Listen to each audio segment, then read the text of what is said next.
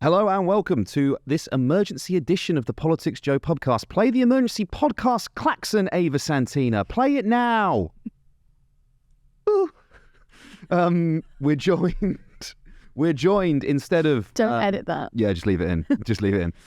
We're joined instead of Ed Campbell by this delightful bottle of Scotch blend whiskey because we're recording this before 11 a.m. in the morning. So I think a bit uncivilized to have a lager. I haven't tried it yet, actually. It's not bad. You made this. I did, yeah, I did. No, that's really nice. That's Irish coffee for you. That's frighteningly nice, Yeah, actually. it's dangerous. It's dangerous. That could be a... Better than sugar. Yeah. Not bad. We're talking because breaking news today, right, about the MP Geraint Davies. He's been suspended from the Labour Party.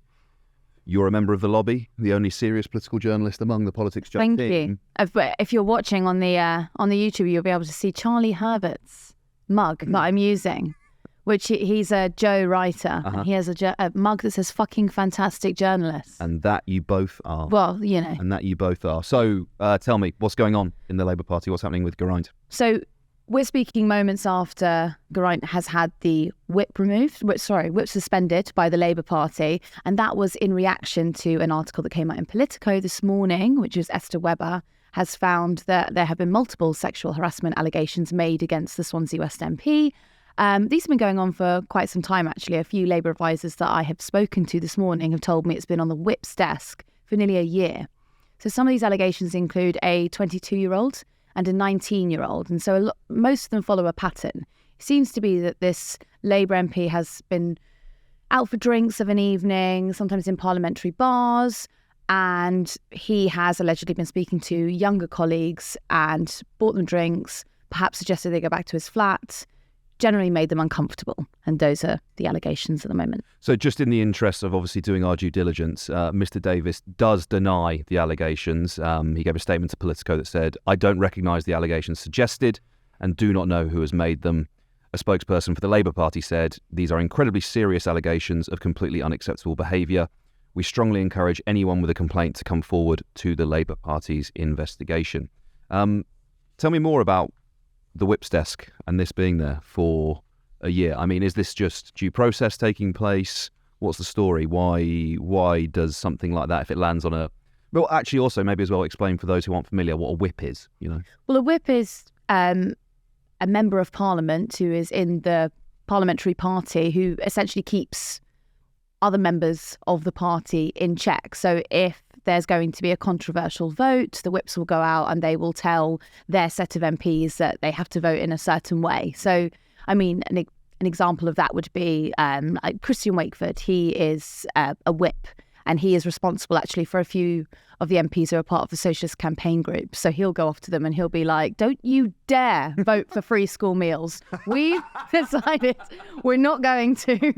Yeah, that's probably a fairly spicy job for a whip in Keir Starmer's Labour Party, policing those guys. Yeah, totally. But yeah, so allegedly, apparently, according to the advisors that I've spoken to, it's been sitting on the desk for some time, which means that they are aware of it, but there had been no formal complaint made. But you see now, kind of a formal complaint is odd territory, because I would like to think that in a workplace, if there was a rumour going around that someone had allegedly groped someone else during drinks, as a manager, you'd go, "I'm going to have a little look into that, because that seems not very good for morale." You know, just base level. Jesus Christ, yeah. I mean, other than what's right and what's wrong. Yeah, I guess there's kind of procedures, and does this get escalated to a formal complaint, etc. But if something like that comes to your attention, you are kind of beholden, not just from a corporate perspective, but, you know, from a sort of moral and ethical perspective. Morality and MPs, Ollie, please. But no, as an individual, if you find out that's like something that has happened, it's beholden on you to establish if it's happened. Beholden. Yeah. Oh, yeah. No pun intended. Well, let's talk a little bit about some of the other allegations that are around the Labour Party at the moment. So The past couple of months, it's been a busy agenda on the sexual harassment front for them. So Labour MP Neil Coyle, he was recently suspended after some allegations of racist behaviour were raised. So that was against a member of the parliamentary lobby, so one of the journalists. He allegedly was racist to him in the Strangers Bar, which is on the estate. He had the whip suspended. Now, he's now had it restored, but oddly, there are also allegations against him that have been upheld of harassment. And this was from an event, from a place, no, what's the word? From a... At Labour Party conference? Yeah, but I'm trying to think of what the word is. Anyway, so from something that happened at Labour Party conference. And there's also been a Labour aide who has recently left the party after allegations of sexual harassment were made against him. And he sat in the leader's office, so he was advising Keir Starmer's front bench for too long after those allegations were going around. Do you know when a rumour becomes so ubiquitous that everyone knows about it? Like the rats that lick the parliamentary dinner plates know about it. And it's kind of like, you obviously do know and have heard some things. Surely you should have launched an investigation. But, you know, Labour aren't the only ones. There's actually 56 MPs from across the parties who are currently facing allegations of sexual harassment, and nothing is being done about those. That's an extraordinary number, considering there's 350 parliamentary constituencies, you know. 650. 650, yeah, 350. Getting my electoral maths mixed up, yeah. Maybe if we had proportional representation, Ollie. Do we want proportional representation? Your agenda comes right back in, doesn't it? Sexual abusers, yeah. Ollie wants a full country of UKIP. We get it. Always making political points about other people's misery. I mean, is this... Are these people just wrong uns? Is there a broader culture in Westminster? I mean, you're there all the time. I'm not. I've been occasionally with you. And the kind of pomp and swagger of some of the MPs in there makes me a bit sick. They are obviously they're part of the legislature of this country. They have a powerful position, but I get bad vibes from quite a lot of them. I'm trying to sort of tease out whether this is a broader cultural problem, or whether it's just down to the individuals that are being investigated for these things. I don't know what your perspective on that is. I think to answer that question, you kind of need to understand the culture and the atmosphere that exists in Parliament. So on the Westminster, on the estate, there's kind of this sort of schoolboy feel about it. Like it really feels like, well, what I imagine a public school boarding house would have been like. And there's this kind of like weird protections that are around certain members, and there's a hierarchy. That hierarchy is even on the badges that you're forced to wear all around the estate. So there's different colours for your rank. You know, like an MP will wear a silver one that's like access all areas. I wear a red one, which is just restricted to the lobby. Green staff member is kind of like bottom of the pile. They can only go to the bars if an MP invites them on certain days. So there's this weird hierarchy. Now, on my first day in Parliament, in the lobby, I was in Strangers Bar, and I was actually with a friend of the podcast, Matthew Talbot, who is a Labour advisor, and a Tory advisor put his hand up my skirt. And I'm not talking like in a light way or like an accidental brush pass. I mean, like he went right up my skirt. And I was so shocked, I didn't even know what to say.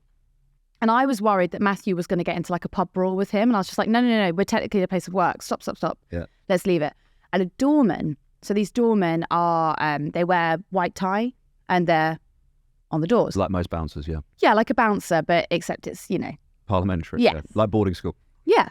And he came over and he reported him to Speaker Lindsay Hoyle. And that was a really crap thing to happen on my first day. Horrific. In Parliament. More than crap, it's appalling. But it's a really good idea and insight into what it's like there. It's kind of like a hotbed of sexual misconduct. And do you think, sorry, if you don't want to talk about this, that's fine, but just to probe that a little bit further, do you think that was a recognition of the fact that it was your first day, you were probably feeling a little bit sort of, maybe not vulnerable, but, conspicuous, trying to figure out what the rules of the place are? Like you said, right, there's all these unwritten rules about how people behave and what they are and aren't allowed to do, and you're kind of there in the place figuring it out. Do you think the person you're talking about identified that in you and took advantage of the situation? What do you think was going on there? I think, not to be arrogant, but it wouldn't happen now, because I don't think that Tory advisor knew who I was. I think he thought that I was very junior Right. and very new to it all, and I wouldn't say anything about it. He didn't realise that I was this really mouthy journalist from Joe. Yeah. I think there was like in the kind of aftermath of that, when he kind of did figure out and put together who I was, there was like he sent me a load of apologies and was trying to be friends with me and, you know, that sort of thing. Anyway, he got banned from the bar. So not from the estate, from the bar. But And that's adequate punishment for what he did? I mean, it was quite relieving to know that he wouldn't be in the bar. Yeah. I think it's really hard to explain because when we're talking about the culture, you basically put the most powerful people in the country with the least powerful. Like the junior staffers, the junior reporters, they're on, you know, their salary is like 20 grand, early 20s. The MPs are, you know, very powerful status and they can buy drinks and they can invite these staffers in. If you're Geoffrey Cox, you can buy a lot of drinks. Quite. On a Deems Sahara, but not now that he's had to pay the tax. Yeah. Not now. He's hard up. Yeah. He's hard up at the moment. But yeah, that weird, odd power dynamic and slant, I think, is why harassment is so ubiquitous. Because if you are a 23-year-old and you've got your dream job working for an MP in Parliament, like you can be overcome by like the pomp of all of it, the mother of all parliaments you're working in. Why would you jeopardise your position by potentially ratting in an MP who's assaulted you? Yeah. You know? I think it's like that really classic sort of Me Too type environment where people, sort of gatekeepers and people in positions of power, abuse that power, and you almost end up in a situation where it's an open secret, right? Yeah. As was the case with Weinstein. Like, you know, you read the reporting around it, and people eventually sort of coming out and saying everyone had a Harvey story. Like everyone knew about Harvey, and monsters like that were able to operate in that environment for years, decades. Well, look at Charlotte Nichols. Charlotte Nichols, who is the Labour MP, she was given a list when she first entered Parliament of MPs to stay away from. By Philip Schofield? Was that like the David Cameron thing, or? Oh, okay, right. No, sorry. Right, no, I get it now. Yeah. We should put that clip in here because it's just actually just quite an amazing, amazing mad. clip. There could have been a paedophile ring amongst the elite of Great Britain that led all... A moment in British politics. Sorry, go on. No, that's it. She was given a list. And I mean, what? Imagine coming to a place of work and on your first day, someone says like, oh, here's your mug. Here's where you get the coffee. Here's the printer. Oh, and here's a list of men that will touch you up. Like, that's so mental. Yeah, I mean, well, that's what I was thinking of, right? I was trying to make the comparison when you were detailing that horrific story, right, on your first day. If that happened in another place of work, that person wouldn't be banned from going to a certain part of the office. Do you know? Like that would be serious HR, probably almost certainly gross misconduct, almost certainly sacked. You know, and the rules evidently are different. The rules, they cater in suit and fit and enable people to get away with that kind of behaviour. It's deplorable, disgusting. I mean, is it, so to go back to that question, right, about culture and individuals, do you think there is something unique about Westminster? How 56? Yeah. 56 people, like, that's not right. No, it's not. But then you've also got to think about again, going back to the culture or the precedent that has been set. So like right at the top of that, you've got MPs like David Warburton, who has been, you know, expunged from the body politic because of his actions. Or you've got, you know, the various other MPs that Boris Johnson covered up for. I mean, it's not just like a male-female problem. It's male to male. It's everyone. Yeah. You know, but if you set that precedent, which is if someone reports an allegation of sexual harassment and the Prime Minister is willing to cover it up, then how on earth are you expecting like the normal, you know, machine or mechanisms of good policing to work at the bottom of the pile? Completely. Yeah, completely. It rots from the head down, I guess. I mean, also this week as well, this sort of comes in the context of the stories about Nick Cohen coming out, and another Weinstein story, really. Yeah.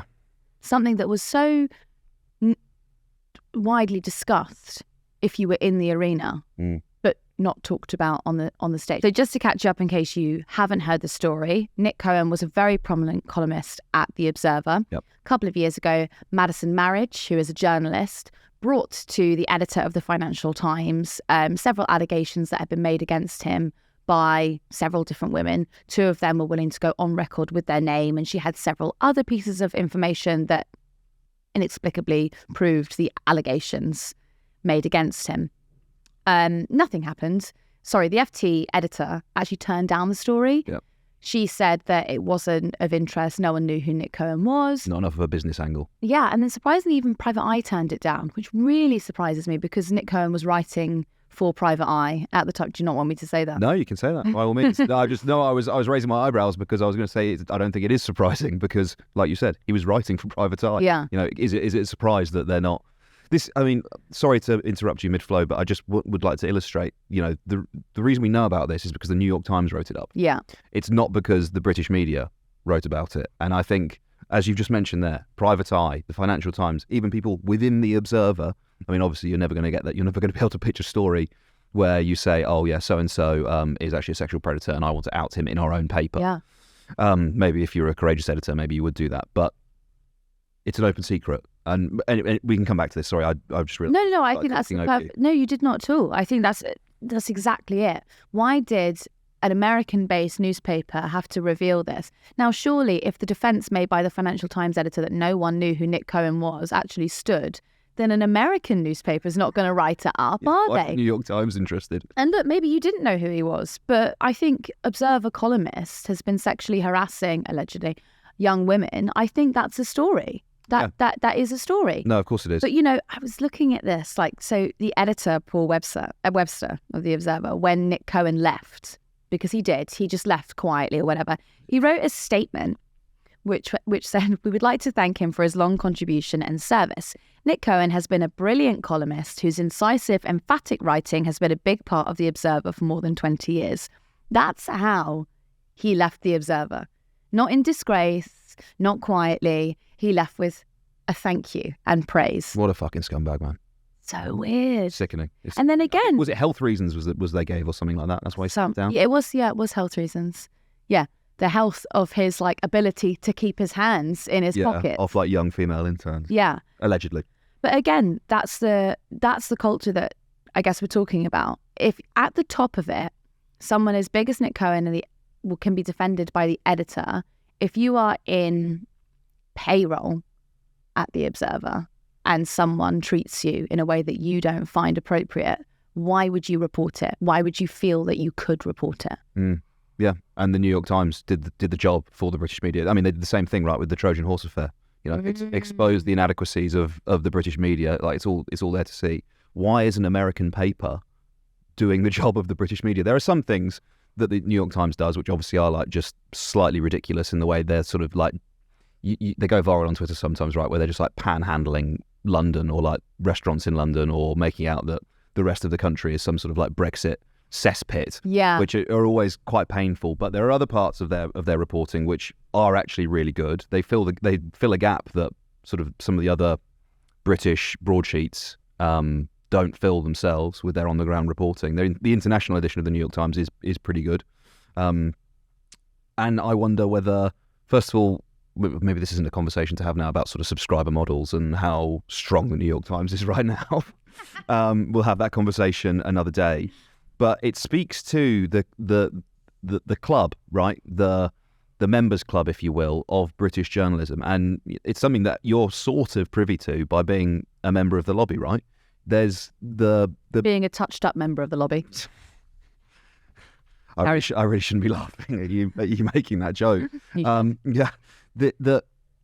It's basically it's us and our mates, and I've fundamentally felt this for an incredibly long time. All the time I've worked in media is if you are friends with people, it makes it so much harder for you to tell the truth about them, and that goes for MPs as much as it does for other journalists. I remember I went to a talk by Neville Thelbeck, who was it was a hack. He kind of did he's a journalist. He was a tabloid journalist. He did he got the Rebecca Lewis story with David Beckham, etc. And he was talking about the value of being sort of outside of the main pack of journalists, being a lone wolf that everyone else hated, because it meant that he never felt any obligation to kind of join the huddle after PMQs and say the same thing as everyone else. Not that he was doing that, but it's an example within political journalism. He he never felt bad about writing a story because, one of his mates was involved, and so how was it going to reflect on them? He was happy to tell the truth, to stick the knife into people because it wasn't, he wasn't bound by the bonds of friendship. And I've always enjoyed the fact, when I've been at PoliticsJOE, that we've never really been sort of inside the tent. And I think has made it quite difficult for you going into that environment to then be having come from a publisher where we're very much like ripping the piss out of these people quite relentlessly all of the time, to then go and be in the parliamentary estate, hanging out with them, and talking. And I'm not trying to say that this is like, they hate us. Yeah. They fucking hate us. Yeah. Sometimes I'll be in lobby and I'll be like sitting at the back and I go to ask a question. People will actually physically turn around and like be like, yeah, honestly. Oh, bringing up Rwanda again, all right? Will you just let them give us their fucking excuses in case, all right? Like, no, sorry. Completely, and I think this is a really neat example that demonstrates that. I don't expect most normal people to know who Nick Cohen is, but I just really like to emphasise the point that within British political journalism, he is a known name. He's a I was going to say big time. I don't know if you can be big time in a political journalist in Britain, but he is, he's a columnist. He writes about politics for The Observer. He is known. And for no one to be talking about this in what was, like we were saying earlier, an open secret, really, about these allegations, how does it not get picked up? And I don't know. I struggle to reach for an explanation other than it's we're all mates. We take care of each other. And obviously there's other really, really egregious examples of that all across the press. But yeah, it's pretty fucking depressing. Should we leave it there? What a happy place to... Yeah, I think so. Great. Thanks for listening to the PoliticsJOE Pubcast. See you on the next one. Goodbye.